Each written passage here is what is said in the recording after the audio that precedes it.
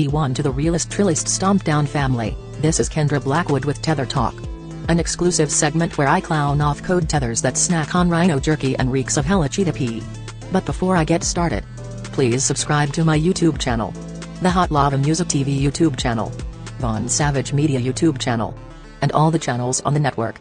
I bet it won't surprise you that there's an entire industry in China that's reportedly built millions of dollars by making racist videos about Africans. And I'm not surprised one bit. Two crucial things to take from this. Tethers be talking all that trash but ain't got no smoke for the Asian man over there running a country. And two, Asians are some of the biggest perpetuators of anti-black and anti-African racism. Now, the difference between us is, we not caping for the Asians. And Africans let them run they shit.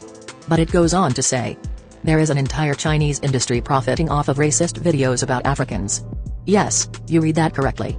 Sadly, in the year that is 2022, racism is still a global epidemic, and a recent report from Rest of World is proof of it. For example, the Chinese video app, Kuaishou, drew in tens of thousands of viewers, who watched as a young Chinese man hosted a beauty pageant where he scrutinized Zambian women. And ladies and gentlemen, this is one of the main sources of primetime entertainment in China. And you see this sentiment from the very Asian immigrants they let into this country with pure vitriol against foundational black Americans. And these is the people you want to give a crime bill to. Black Americans should be appalled. Also, as a side note, so-called white supremacists love wife and up Asian women. And from the looks of the video playing in the background, it seems like they have no problem participating in their own buck dancing and foolishness. Anyway, in this specific video, viewers watch the young man dish out lines to the women to repeat back to him, and comments like "all good, except too black" flood the video via the app. One contestant also begins to sing after being instructed to do so. Another person commented, "Number 5 has straight legs," about another woman participating in the pageant. The host of the show is 28-year-old Cheng Wei, who has roughly 10 million followers across various Chinese social media platforms under the handle African Mr. Hello. Throughout the contest he makes strange remarks about the women and even goes as far to say the following: Africans are inherently savage, barbaric, you know. They only have profits in their eyes, an ironic thing to say for a person drawing in a profit from mocking African people. A society built on racism. Sadly, Cheng is just one of many Chinese influencers who bring in a fortune simply by promoting economic, cultural, and political superiority among Chinese fans. Each of the videos includes racist ideology and targets black people specifically. Dozens of the videos feature black children who are being shown how to embrace the Chinese language and culture. Black women featured throughout the platforms are degraded as sexual objects. From participating in beauty pageants led by Chinese men to calling those same influencers names like hubby, the common theme is that the men are looking to be portrayed as wealthy saviors who are using their stature to provide locals with money, jobs, clothes, healthcare, housing, and food. Chinese tend to think of themselves as targets of racism. They do not think about themselves as doers of racism, but they are also practicing racism to other people. But they are, said Shengs, a researcher at the University of Michigan, who focuses on Chinese digital media. If you look at the representations in those videos, they are trying to establish the kind of contrast between them as modern subjects and Africans as somewhat inferior, somewhat pre-modern subjects that are backward. And that's their freaking problem. They can dish it but can't take it. That's why I ain't cutting their ass no slack.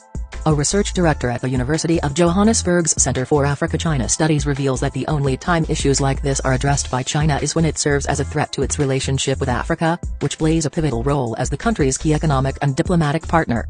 Only when racism from the Chinese internet triggers backlash in Africa, a key economic and diplomatic partner, does Beijing feel the need to act, said Emmanuel Madambo, research director at the University of Johannesburg's Center for Africa-China Studies, Rest of World reports. The Chinese government only respond when there's outrage, Madambo also said, according to the outlet.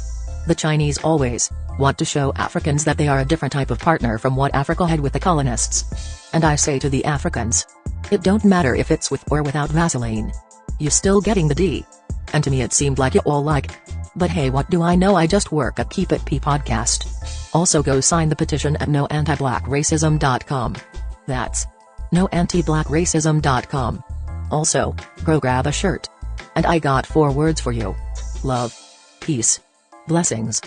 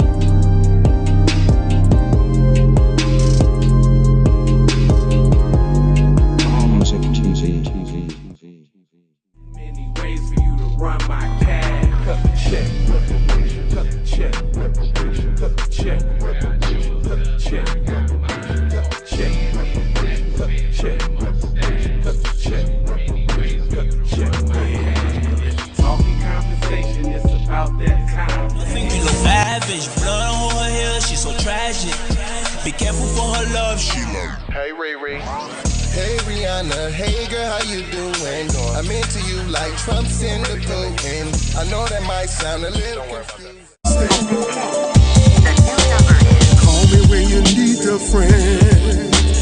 Call me when you need someone to come through with that loving baby, baby. I'll be the one to hit it from the back. You be putting on my body, baby. There ain't no need to answer the phone, 'cause I got you where I need you, baby. Face down in the bed, and we can get it